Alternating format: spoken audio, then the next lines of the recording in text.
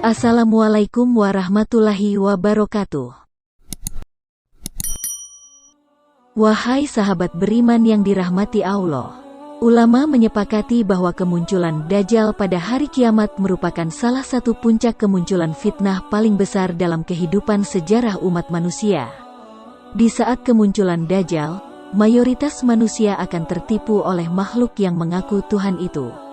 Sebelum kemunculannya, dunia akan dilanda kemarau berkepanjangan hingga banyak manusia yang mengalami kesengsaraan. Kemudian Dajjal datang mengaku sebagai Tuhan yang dapat memberikan kemakmuran kepada umat tersebut. Pada saat tersebut, dikisahkan banyak orang-orang yang percaya akan tipu daya maupun fitnah Dajjal. Tak ada satu jengkal pun tanah yang luput dari angkara murka Dajjal, terkecuali dua kota suci yaitu Makkah dan Madinah. Sementara orang-orang yang tetap pada pendiriannya dan dapat menjaga keimanannya terhadap Allah Subhanahu wa Ta'ala tidak akan termakan tipu daya Dajjal. Agar memperkuat keimanan kita kepada Allah sehingga tidak mudah terhasut oleh tipu daya Dajjal di akhir zaman, inilah 10 tipu daya Dajjal yang dapat menyesatkan umat Islam. 1. Membawa air dan api. Salah satu tipuan yang dilakukan oleh Dajjal adalah perkara membawa air dan api. Banyak orang yang tertipu dengan sihir tersebut. Manusia menyangka air yang dibawa oleh Dajjal adalah air sungguhan, namun ternyata api yang membara. Sebaliknya, jika yang dilihat itu api, maka itu adalah air tawar yang dingin. Dari Uqbah bin Amr berkata pada Hudzaifah, "Tidakkah Anda ceritakan kepada kami apa yang Anda dengar dari Rasulullah Shallallahu Alaihi Wasallam?"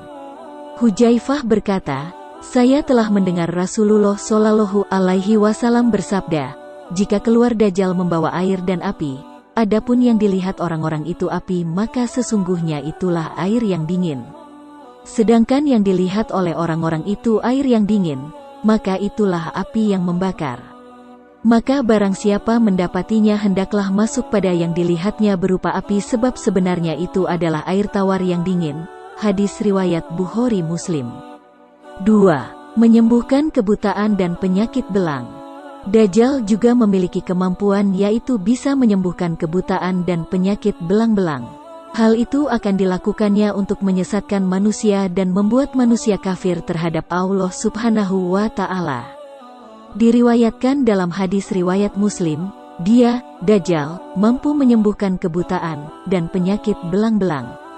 3. Mengaku Nabi lalu mengaku Tuhan. Ketika Dajjal menunjukkan berbagai kemampuannya kepada para manusia lalu dirinya mengaku sebagai Nabi. Namun, perlu diingat tidak ada Nabi setelah Rasulullah Shallallahu Alaihi Wasallam karena beliau adalah Khatamin Nabiyyin, yakni penutup para Nabi. Setelah Dajjal mengaku sebagai Nabi, maka dia tidak akan berhenti berusaha membuat manusia sesat, kemudian dirinya mengaku sebagai Tuhan. Jika seseorang percaya bahwa Dajjal itu Tuhan, maka itu adalah dosa yang sangat besar karena menyangkut dengan keimanan seseorang. Dan orang tersebut akan menjadi kafir karena telah menyekutukan Allah Subhanahu wa Ta'ala. Dalam hadis riwayat Muslim dijelaskan, kemudian ia, Dajjal, berkata setelah itu, "Sesungguhnya aku seorang nabi," lalu bergetarlah semua yang berakal dan mereka pun pergi meninggalkannya. Lalu ia tinggal setelah itu dan berkata, "Aku adalah Allah," maka matanya menjadi tertutup, telinganya terpotong dan tertulis di antara kedua matanya kafir, yang terbaca oleh segenap mukmin yang mampu menulis dan yang tidak mampu menulis. Hadis riwayat Muslim. Dari Abu Umamah Al-Bahili, Rasulullah Shallallahu Alaihi Wasallam bersabda, di awal kemunculannya, ia berkata, "Aku adalah Nabi. Padahal tidak ada Nabi setelahku." Kemudian ia memuji dirinya sambil berkata, "Aku adalah Rabb kalian, padahal kalian tidak dapat melihat Rabb kalian sehingga kalian mati." Hadis riwayat Ibnu Majah. Para ulama juga menyebutkan bahwa meskipun Dajjal mengaku sebagai Tuhan hingga membuat umat manusia kebingungan, tetapi Nabi Muhammad Shallallahu Alaihi Wasallam pun menegaskan bahwa Tuhan tidak buta sebelah, sedangkan Dajjal memiliki kecacatan fisik dengan salah satu matanya buta.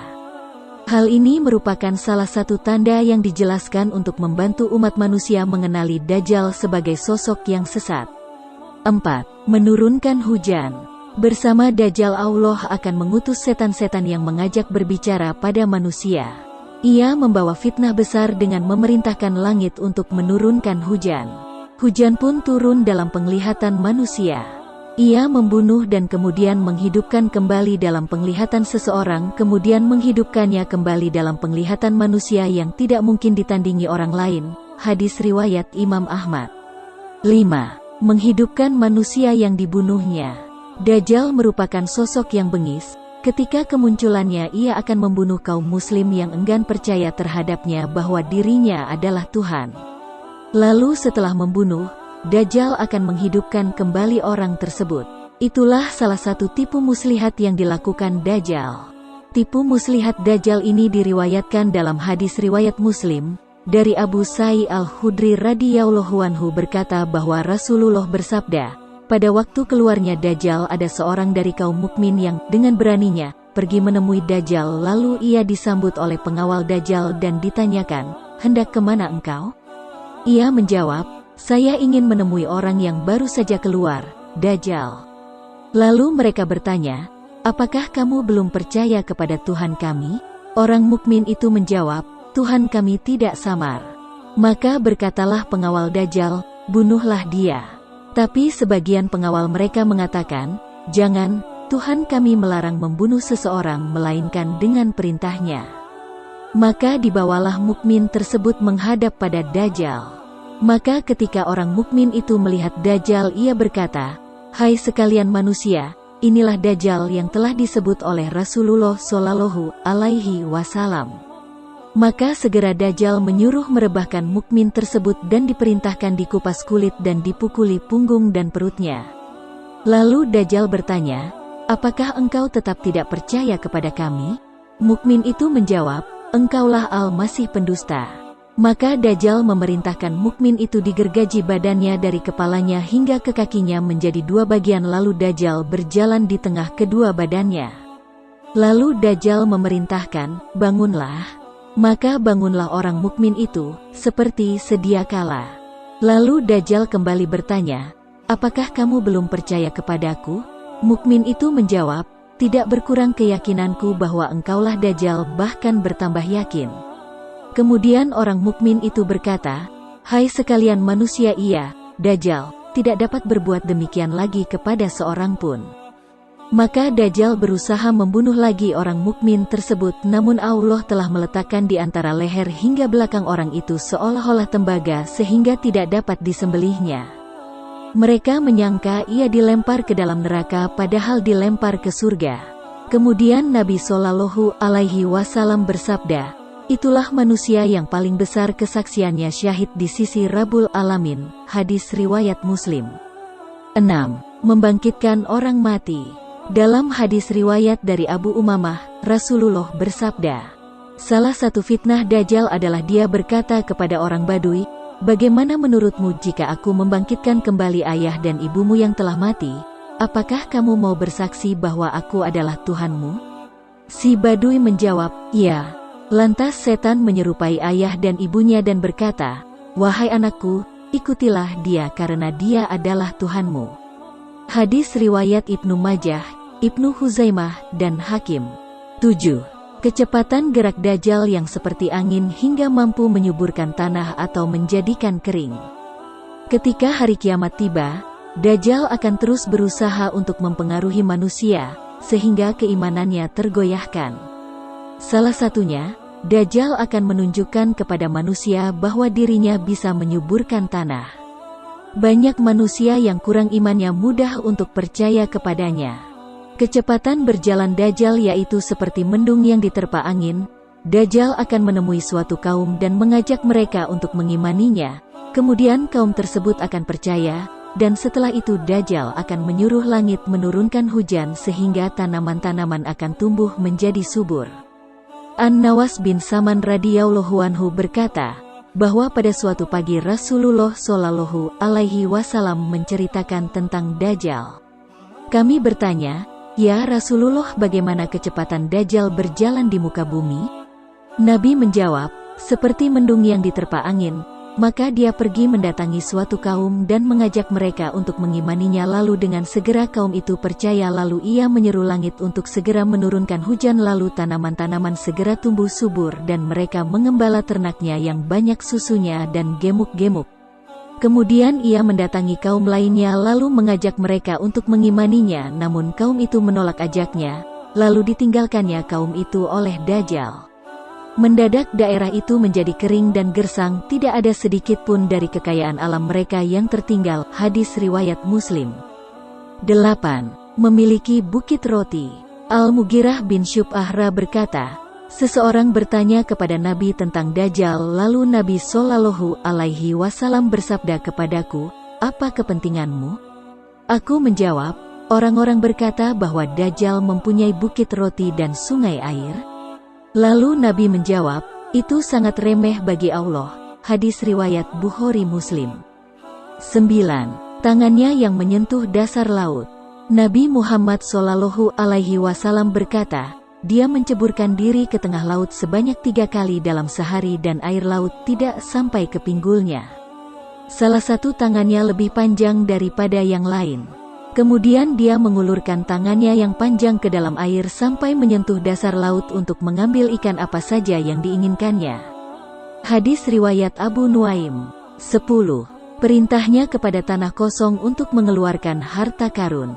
Nabi Muhammad Shallallahu Alaihi Wasallam bersabda, ketika melewati tanah gersang, Dajjal berkata kepada tanah itu, keluarkan harta karunmu. Maka harta karun tanah itu pun mengikutinya seperti ratu-ratu lebah. Hadis riwayat Muslim. Dalam hadis diriwayatkan Ahmad dalam musnad beliau, disebutkan bahwa para pengikut Dajjal dijelaskan dalam berbagai hadis. Namun dari sebagian besar hadis tersebut menyebutkan wanita memang menjadi salah satu pengikut terbanyak Dajjal.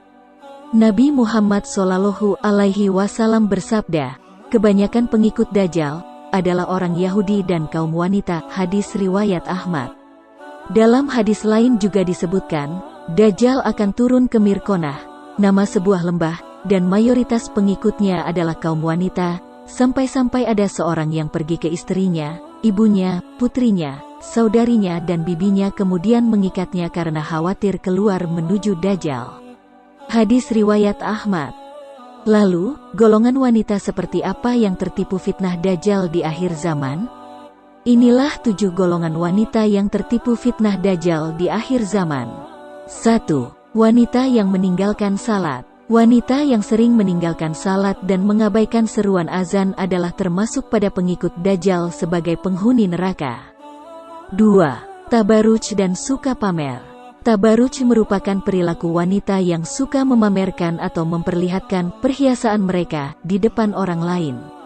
Suka dan terlalu terlena dengan dunia dan bersenang-senang karena dorongan hawa nafsu dunia yang besar hingga melupakan dan berpaling dari akhirat. 3. Berpakaian tapi telanjang, yaitu wanita yang berpakaian ketat, membentuk dan menonjolkan lekuk tubuh, mengenakan bahan pakaian yang tipis dan transparan serta pakaian yang tidak menutup auratnya dengan baik. Sementara wanita dalam Islam diwajibkan untuk menutup auratnya. 4. Kufur kepada suami. Masih sering mengumpat dan tidak bersyukur kepada suami atas apa yang telah diberikan. Padahal kewajiban wanita setelah menikah itu harus taat pada suami, memperlakukan suami dengan baik dan menjaga kehormatan suami. 5. Wanita yang membaca Al-Quran hanya sampai kerongkongan. Maksudnya adalah wanita yang rajin membaca Al-Quran, namun hanya sebatas membaca saja dan tidak meresapinya ke dalam hati. Sehingga menunjukkan wanita yang gemar membaca Al-Quran namun akhlaknya tidak terpuji dan masih saja melakukan perbuatan tercela. 6. Wanita yang mengabaikan fitnah Dajjal, yaitu wanita yang tidak takut dengan kedatangan Dajjal dan tidak memohon perlindungan kepada Allah dari fitnah Dajjal.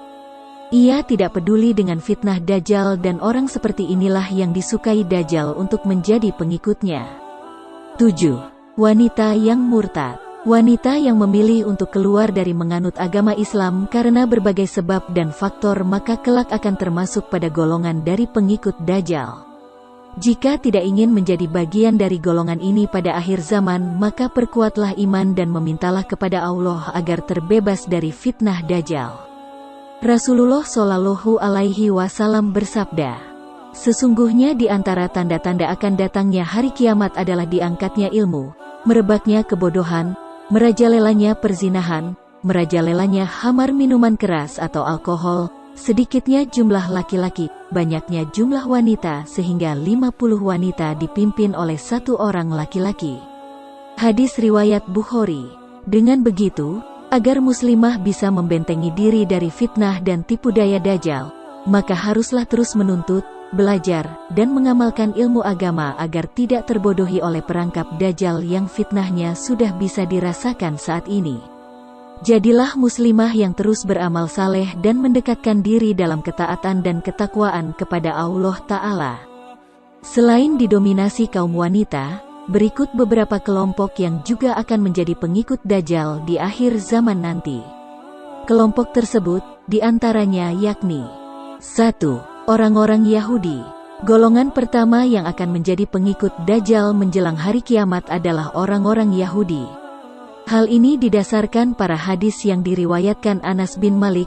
Rasulullah Shallallahu Alaihi Wasallam bersabda, Dajjal akan diikuti oleh 70.000 orang Yahudi dari Asbahan, sekarang masuk wilayah Iran, yang memakai baju tebal berjahit.